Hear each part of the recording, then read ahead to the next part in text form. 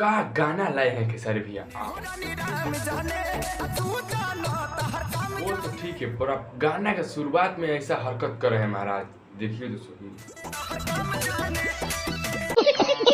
ऐसा ऐसा हरकत कर रहे हैं, किसका संगत पड़ रहा है महाराज। खत्म,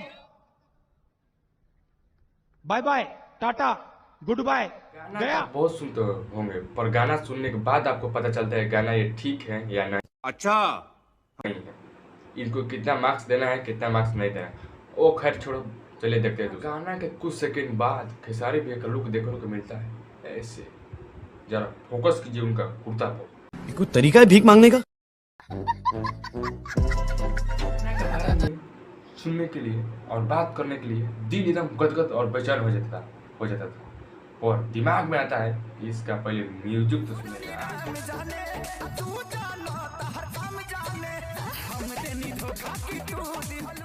मजा आया, और मैं ये जो मजा है हिंदुस्तान के राइटर है अखिलेश कश्यप और सपना चौहान और शिल्पी राज। जी हाँ, ये तीन है और एक खेसारी भैया, चारों मिलकर एक तबाही गाना लाते हैं, राम जाने। जी हाँ, आपको कैसा लगा? और अभी तक आप सुने नहीं हुए तो जाकर सुन सकते हैं, और लाइक कीजिए मेरी वीडियो को, और चैनल को दबाकर शेयर कीजिए और सब्सक्राइब भी कर लीजिए। चलिए मिलते हैं अगले वीडियो में। जय हिंद।